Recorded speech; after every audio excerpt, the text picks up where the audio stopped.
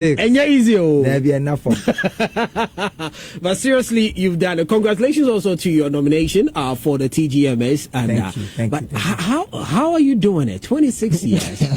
How am I doing? I don't know. I just love art. You know, to be honest, the most important occupation right now is me being a father to my children. But beyond that, music is the most important thing to me. Even though I don't make that many songs, so I don't make that much music now. When I wake up, half of the day I'm thinking of music. It is more important to me than money or any other thing. Fame, reputation, brand, everything. Nothing is as important to me as music, apart from my children. Wow. Yes. Because seriously, myself, all of the time when okay. Right, thank you very much. So, for those of you who are just joining us, now I'm having a conversation with Okyeame Kwame. We're also live on Facebook, LUV99.5 FM, LUV99.5 FM on Facebook as well. And come see Okyeame Kwame in a full regalia. And I'm telling you, I love the way he expresses our culture. Yeah, and he does it very, very well. Now, 26 years, you're talking solely about music and family. But you see, some individuals also come into the scene few years and they are off. People even do not even remember that they've even had an effect on the industry itself. How are you able to keep yourself being relevant? Big question. This thing, well, like sometimes when I'm asked this question, every day I give another answer. What it means is I don't know. I always give another answer when I'm asked. So when you asked the question, I was thinking, what did I say the other time? The truth is I don't know. The second thing is God. It's God, the God factor. It's very important because, why do I say God?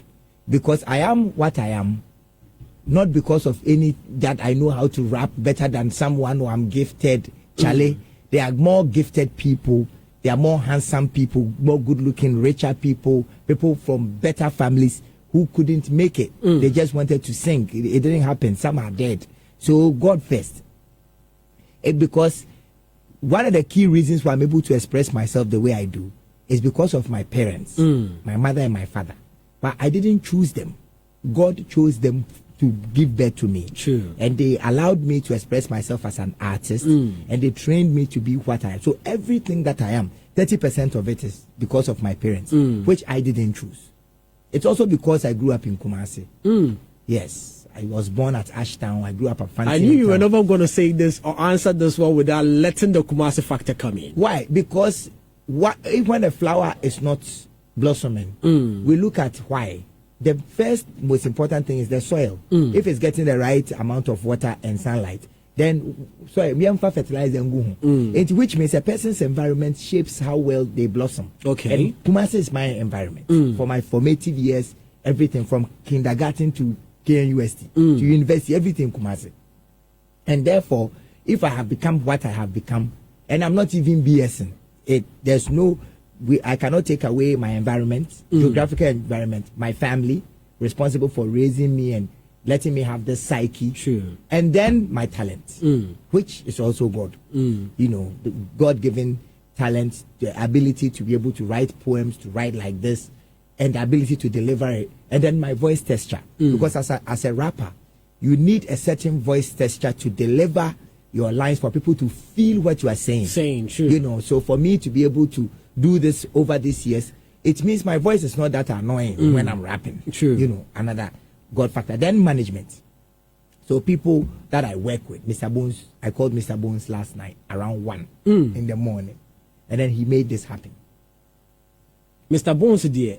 I don't even know if he even sleeps. Yes, he made because that's at 4 a.m. now. Exactly. So people I work with, bringing it back to relationships. There are so many places that I've performed that more successful, more talented, more popular artists didn't get to perform and didn't get to be paid as much because of relationships. True. You know, so relationships also key. The next thing is financial management. You know, because this thing, the average for an artist is maybe 3 albums and 2 years, or 2 years and 3 albums. You are done. Why is it like that? Because by the time you have scored your last hit, which is your third or a second album, your money is finished because you use it to buy a car, you are buying petrol, chasing the girls, the alcohol, sometimes the drugs, the friends, the waka around aimlessly, the collecting of the fans. Because the whole ability to stay relevant as an artist means you are creating compelling content. So if you're around like I used to when I was young, when we had Masanaba, I was not interested in recording a third album. That's why our third album was so terrible. We were collecting fans, doing interviews, the girls, going to clubs, run around, playing shows around the world. So by the time the year in review was over, we didn't have anything to show for the third. Then we quickly went to do that. Yeah, we did that, didn't succeed. So the ability to work, that also, and then money that you must save to invest in the work. Music video is expensive, recording this song is live. So bringing all the Adwa people to come and sit down and play. 10 people are playing. You give each one of them 1,000 Ghana. That's just for the drums. Before you pay someone to record, background vocalist. So recording is expensive. You are recording 10 songs at 10,000 CDs. That is a lot of money. It's a lot of money, 100,000. So you need to be able to save money. Then peace of mind. The type of woman you marry. It plays a key role. So when the society is trolling you, when people are insulting you, when you're there, you have a woman by you that's consistently saying you are the man, you are able, it is possible. Words of affirmation. Let us try this one. Let us try that one. The number of times that I have forgotten that I work with Mr. Bones. My wife is chatting with me. Consistently, my wife is chatting with Mr. Bones. All that play a role. So there's a potpourri of everything. Everything put together. Relationships, work ethics, environment, the God factor, and discipline. I almost forgot. Wow. Yes. This is the first time I've answered this question honestly.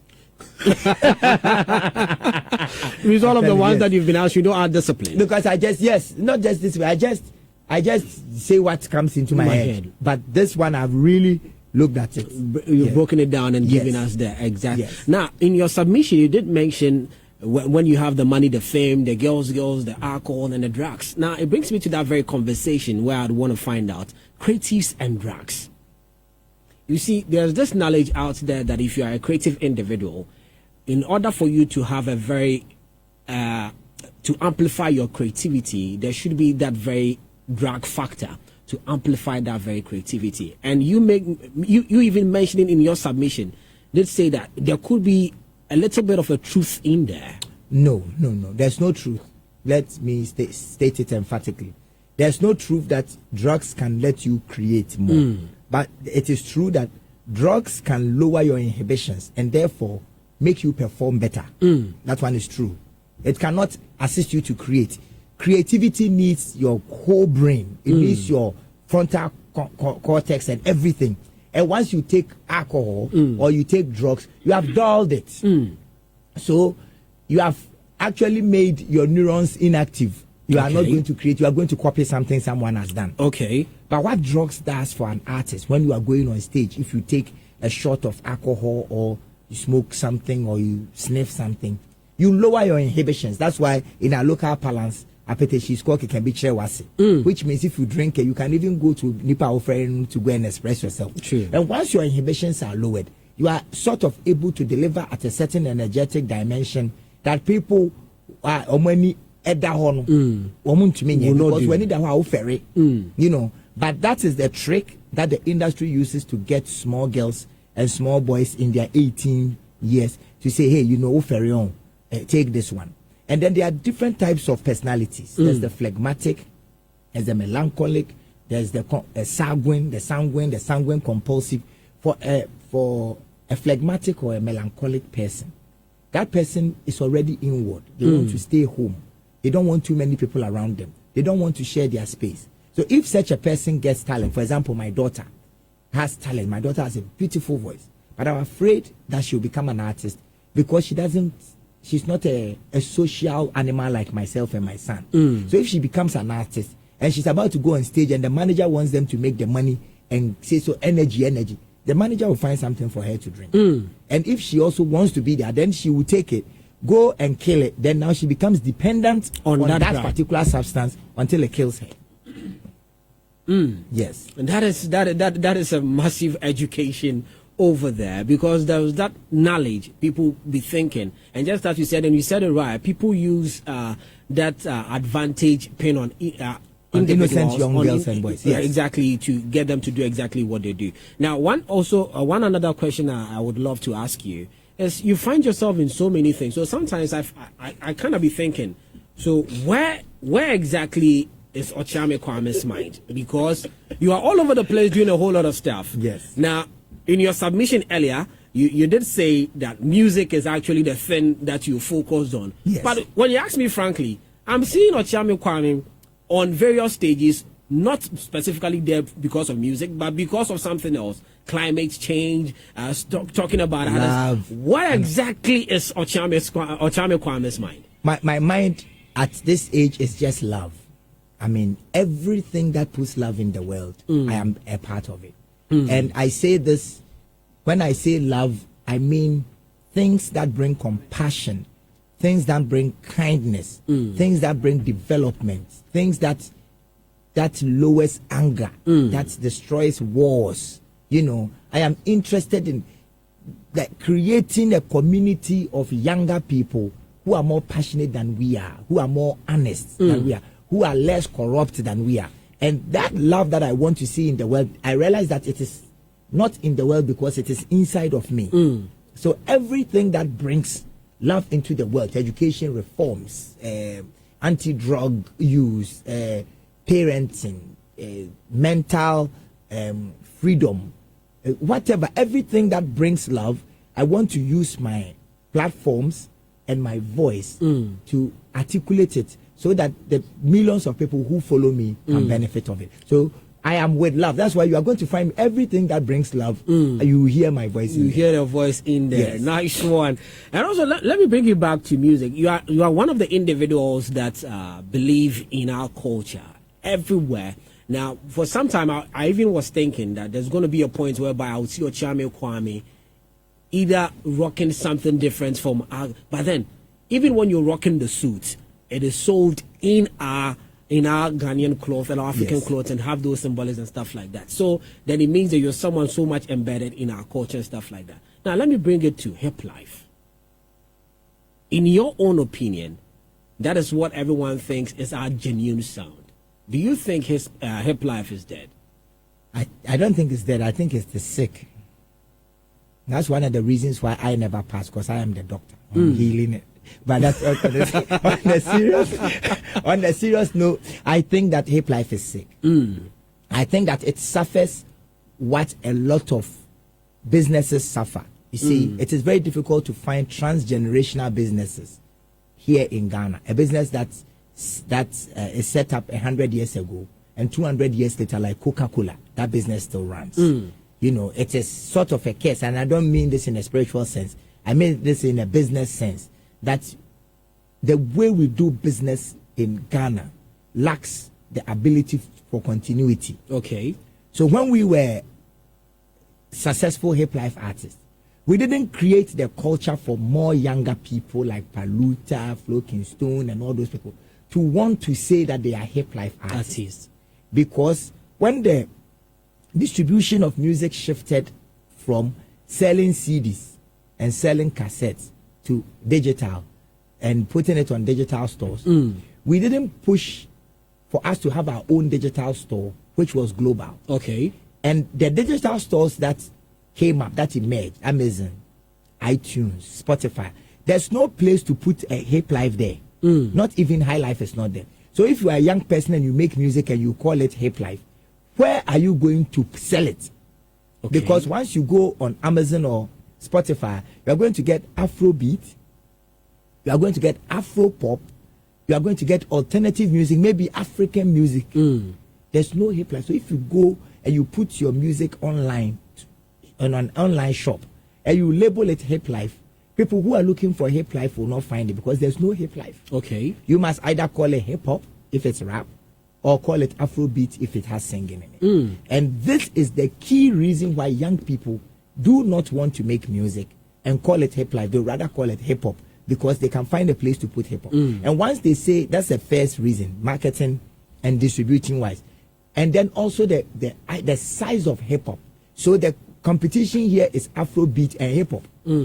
These things put together will make Hiplife, right? Okay. But if you call your music Afrobeat, you are already going to be encapsulated in this euphoria, global euphoria called Afrobeat that has become international. If you call your music hip hop is one of the trends or one of the global cultures that you know, it's over 50 years. Global cultures that wasn't spread without a cane. Everybody from my village Bima to the smallest village in China, you find a rapper, you find a graffiti artist, you find someone who is interested in a hip hop or hip hop culture. So hip hop is so big that once you say you are a hip hop artist, you are already in a big community of opportunities. But Hiplife isn't. So the competition has also dwarfed Hiplife. Okay. And so the key at the business level, it doesn't make sense to call your music Hiplife if you are trying to create something that is international. For some of us, my key vision is not to create anything international. My vision is to put love to the world, beginning from my home, my community, my country. And if it goes international, fine. If it doesn't, I don't care. What I want to do is to put love in the world. But if I wanted to create something and try to force it on the international market, I won't call it Hiplife. So, from your perspective, what is the Ghanaian sound? The Ghanaian sound is high life music. Because that is the type of the music that is the exact transposition of Densiomu, Bobobo, Ademkum, and on our indigenous rhythms and folk music that has been transposed on electronic instruments like guitars and pianos that created that sound with blaring horns. So that is the sound of freedom, because that was the sound that we used to trumpet our freedom, and that was one of the key reasons why Ghana became so popular around the world. High life music.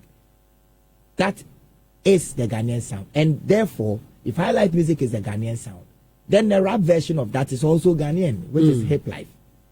Which I say, but the same thing that Hiplife is suffering from, all the things I said, high life suffers the same things. Wow. Yes. That is something which is off for me, because sometimes I really, from the young artists that you sit with, and I take this cue from Mr. Bones, because he was one of the individuals with his platform. I knew he would target individuals who have already established themselves in the music industry. But then you see him go deeper and come to that very lower part, whereby he would bring the new creatives and rather give light to them to also shine. And when that very conversation come up, you know that we've lost that identity, because no one is there to tell that very story. No one is there to even tell us of the history of our music journey, so which we've lost, and it's something that is gone. But then for the explanation that you've given, it doesn't make business sense. It doesn't make business sense unless there are solutions. It's not difficult to solve it. Unless we create an international website for our music marketing owned by Gamro. It's not that expensive, and then share it around the world and make sure it is highly optimized. It's, search engine optimization is strong. That's it. Ghanaian music will become international instantly. Would you say government is also to blame? Everybody. I'm not in the business of blaming people. If we go into blame, we either blame no one or blame all of us. So to blame no one, if you are selling yams and you have gone to Tamale to go and bring yams, they are at Kejetia, no one is buying it. Would you blame the government that people don't buy your yam? Or obe pie?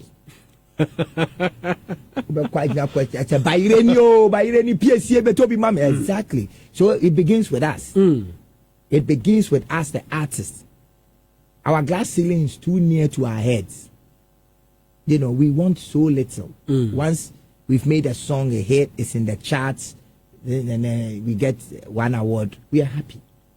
And because of that, we don't push it that far. I'm not saying, when I say we, I don't say all of us. Some of us do amazing.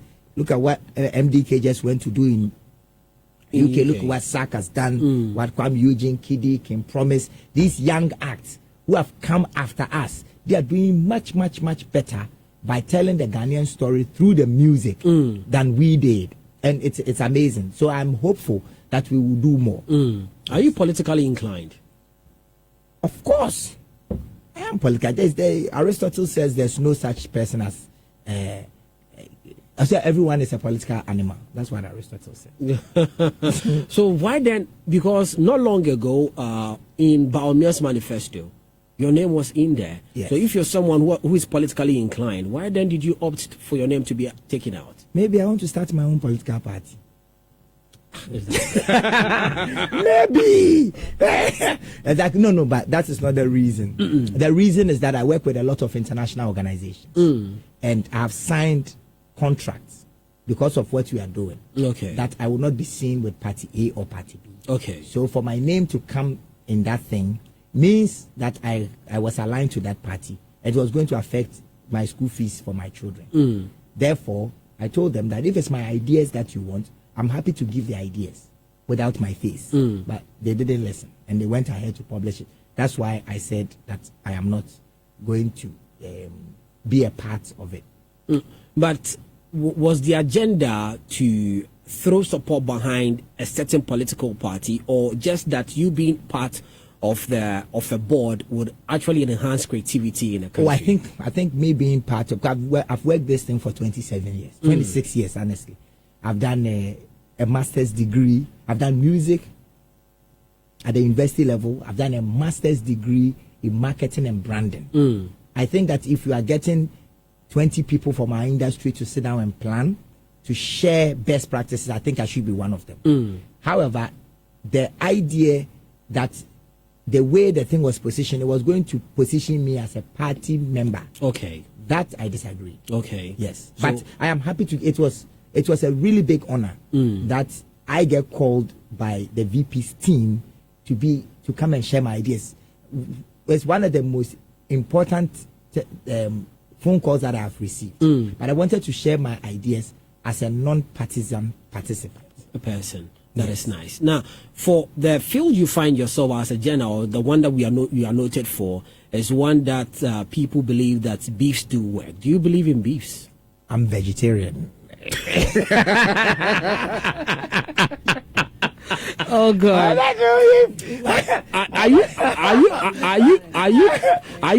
Are you spontaneously brilliant all of the time? It's the same song, Mr. Versatile. Michi beef, me a vegetarian, humanitarian, egalitarian, Michi totalitarian, Mediterranean, American, Ajena Sasya Bosso Mani Bofu no Huni se alien from coast to coast. I told you folks I aim for jokes that don't because in that very genre of rap, yes, in as much as it's braggadocious and stuff like that, it also thrives very well with beef. Yes, I disagree with beefs completely. I think that, see, about 10 years ago I used to do a lot of prospecting.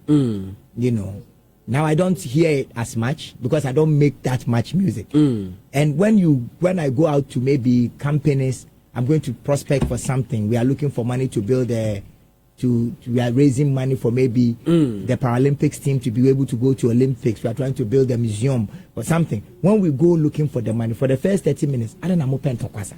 Okay. And then so for the first 30 minutes, I need to try to let them understand that, I grow keke. But businesses who are interested in working with artists are afraid of rappers because bibi ane de akwesi radios. Okay. Bibi ane ye de ayanyom ne didi atem. Therefore, people are afraid to work with us.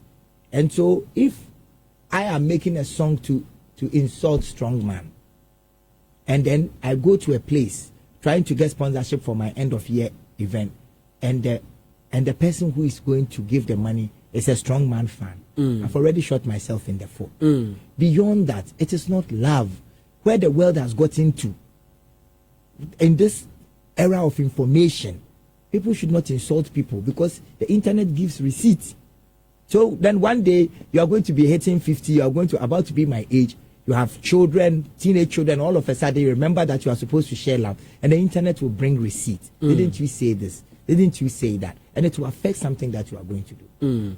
I disagree with Beefs completely, that for someone to spend the whole night writing a song denigrating another human being, what type of a person are you? Come on. I disagree. It's not a beautiful thing. Now, are you saying this because of some conversations you are privy to as to with other businesses? Because you see, there are a lot of the rappers who are doing well, and you would even want to be asking yourself, with the kind of brand this individual have got himself or herself, and the kind of numbers to which other companies are also looking for these numbers, but then they are not being able to garner for themselves these sponsorship or these ambassadorial they won't work with you. They won't work, because you see, a business must have perpetual existence. That means it must stay there for a long time or forever. And so if they are going to be associated with a person whose equity has been lowered because he's going to insult another person, that business will not do business with you. They are afraid of you. Unless maybe they are selling alcohol, they are selling tobacco, they are selling aphrodisiac.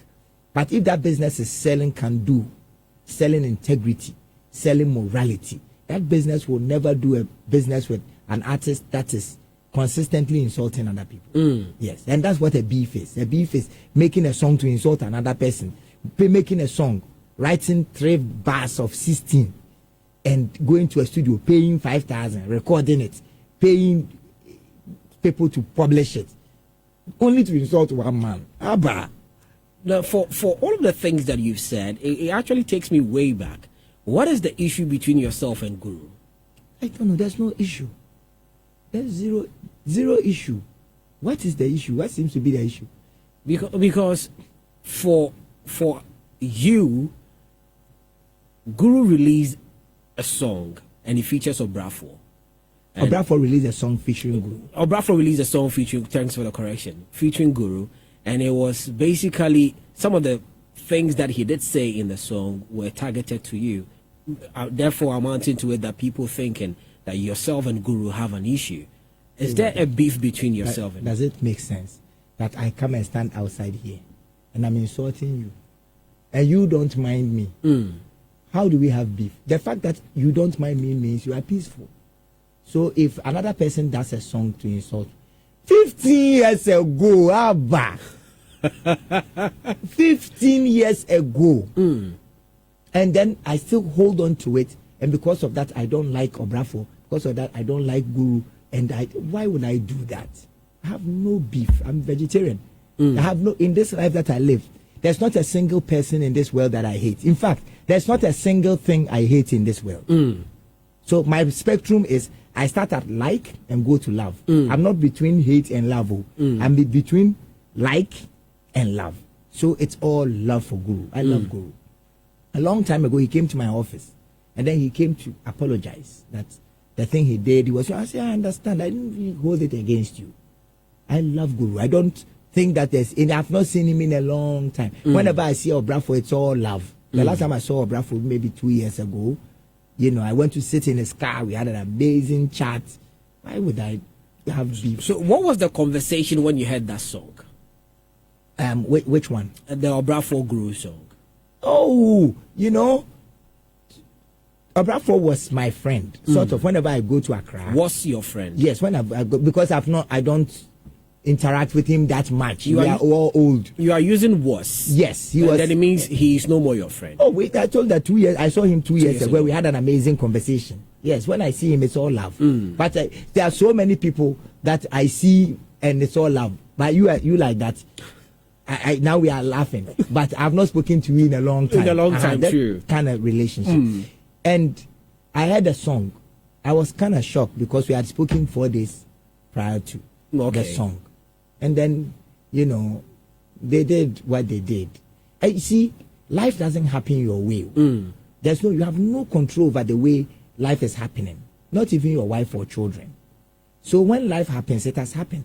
It is your responsibility to position yourself to be able to deal with what is happening around you. And I think that the way I wanted to deal with it, that thing was to show love. And I did.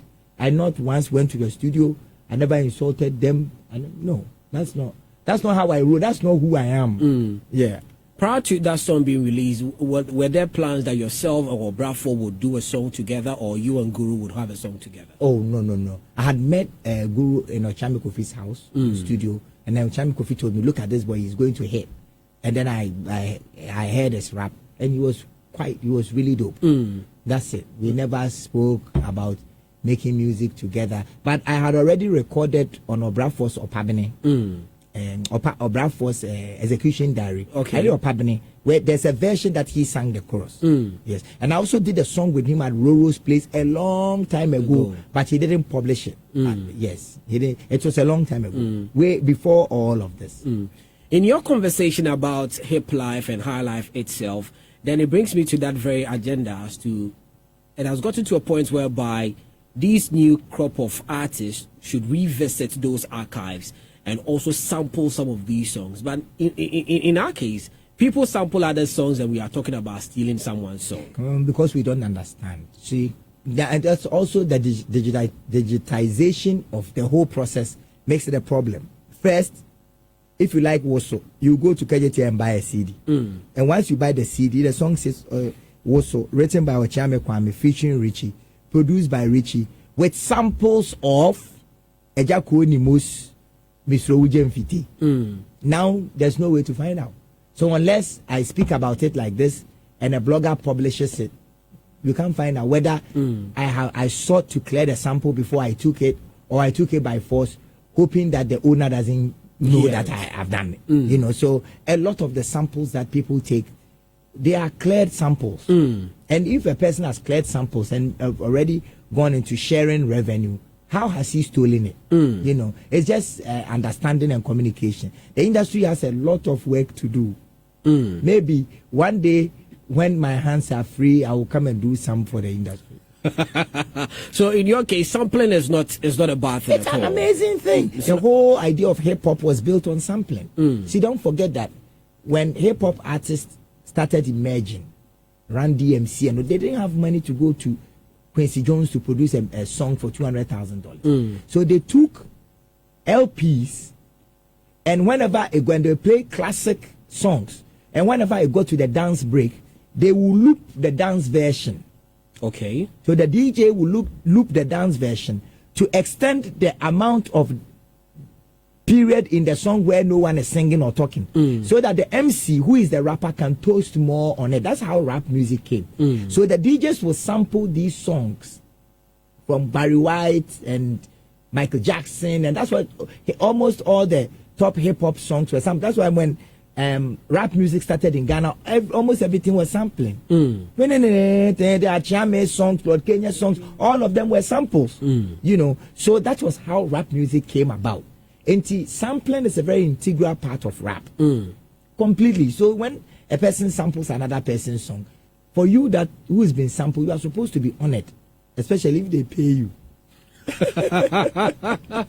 So the issue is about the clearance, yes, but not the sampling. Oh, the sampling is a beautiful thing. It brings the old and the new together. It makes it beautiful. What is working for yourself and Kwame Eugene? Love. Yeah, cool.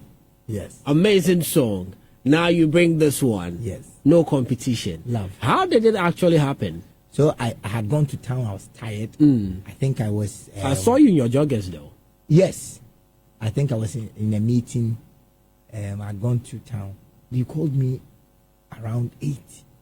He said that, where are you? I said, I'm in town. I'm at the gym. And then he said, when you are done, can you come? So I go to his house around 10:14. And when I meet Kwame, we talk about a lot of things, religion, marriage especially. He has a lot of questions about marriage. He wants to marry? Maybe. But he wants to know. Okay. Does it get boring? What's the concept of faithfulness, infidelity, you know, things like that. So we talk about marriage. We talk about Africa. We talk about the music. He has consistently asking about mistakes. Were there doors that you guys should have opened that you didn't? You know, things like that. And so that took another 2 hours. So when it was around 12, we decided to do the song, and we did it. So we're done by 2, and then we shot that snippet. So we rested, and then we shot that thing around 3. I got home, and then the next morning we released it. So the song was done 2 weeks ago in 2 hours. Yes. So wait. Were you going to the studio prepared, wanting to record a song? No, I was in my gym. I was at the gym when he called me. That's why I'm dressed in the gym thing. And then he asked a photographer. So the photographer took a picture, and then we used it for the back. So the same clothes that we wore for the recording with the same clothes on the back of the thing, same gym clothes. This whole thing happened in less than 1 day. So I just want to understand. So the song wasn't planned. Not at all. Not at about maybe a year ago. I sent Kwame. I usually send Kwame my melodies for him to critique it before I go and record it. Okay. So I sent him a melody to produce for me. It's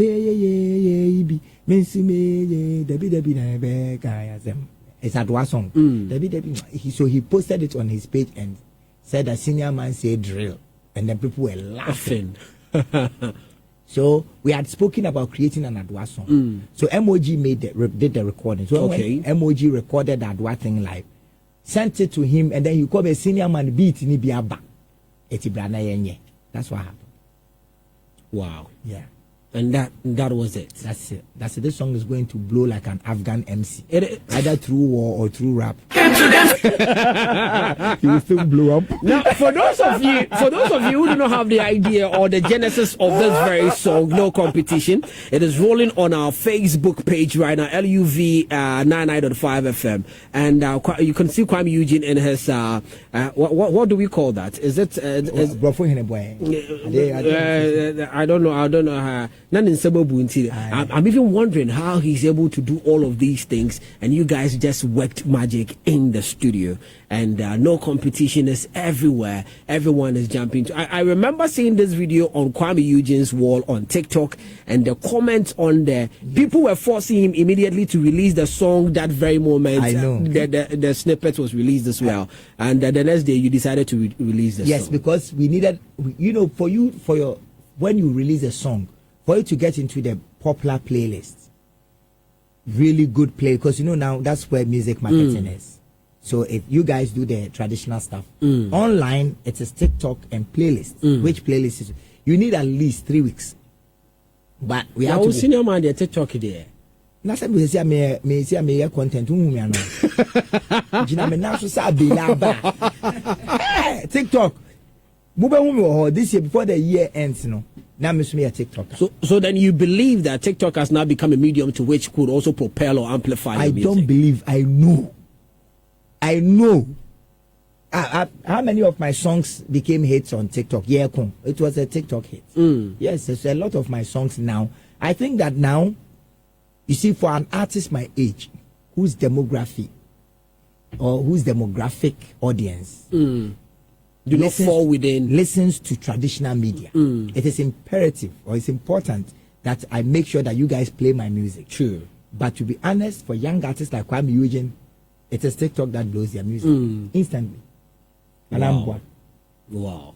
So yes. So not long ago, was it Asantua, who's a TikToker? I did say that without them, no song will blow. I think she was pushing it because a lot of songs hit without TikTok. It depends on the type of music you are doing. If you are making music like Richie Bona, that's not a TikTok trendy thing. You're creating an art form, So, and it also depends on what percentage of your demography is on TikTok. So you can blow your music through anyhow, through search engine optimization. You can blow it through your website. You can blow it through getting email lists of people that really like you, sending it to them. You can blow it through events. You can organize intimate events all around the country and target places that you want to go. The road to Kokrantumi be chow. True. And so it's not just one. So I remember asking Kwame Eugene, what is that Midas touch? And he didn't talk about it because he says there will be a lot of Kwame Eugenes in the system. And he wants to keep the originality as he being the only Kwame Eugene. But for someone like you, that your age demography is not within people that even are on TikTok. But I have some fans. Sometimes I meet, especially when I travel, I meet girls who I say, Charley, I like your music. My mother also likes your music.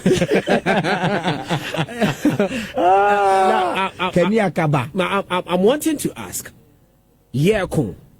and as well, No Competition looks as if there is a strategic plan in wanting your songs to reach some masses, wanting your songs to blow.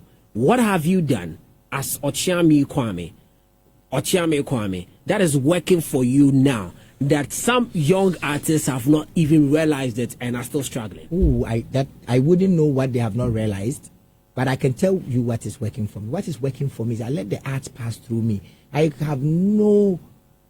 I'm not holding on to anything I've created. I used to do that when I was much younger.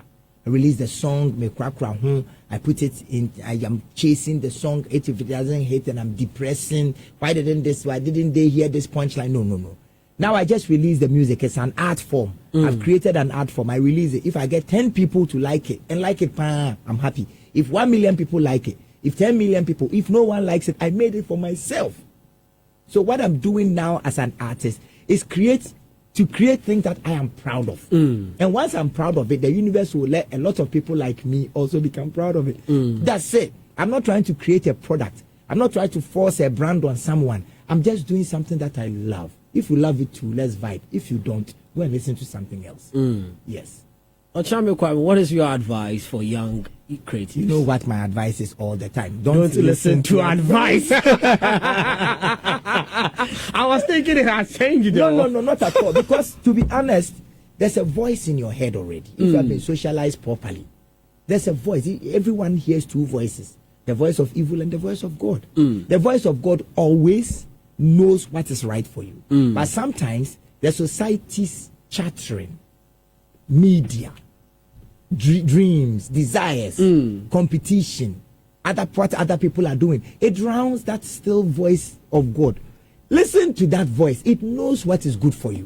Because a lot of times when people advise you, they are afraid. Say you go to KNUST, you are doing psychology, but you also know how to rap, and you want to use the rap or play ball. But your mother and your father and all your cousins are saying, no. If you do psychology, when you are done, you can find a job at a bank, counting people's money. That is a safe option. If you are going to play ball, how many people can the Black Stars have? And they are afraid for you. Therefore, they are advising you against what you know will make you happy. That's what I talk about. So when I say don't listen to advice, I'm not saying listen to the advice of people who are not afraid for you. And there are very few of them. So listen to God, because God speaks in your head all the time.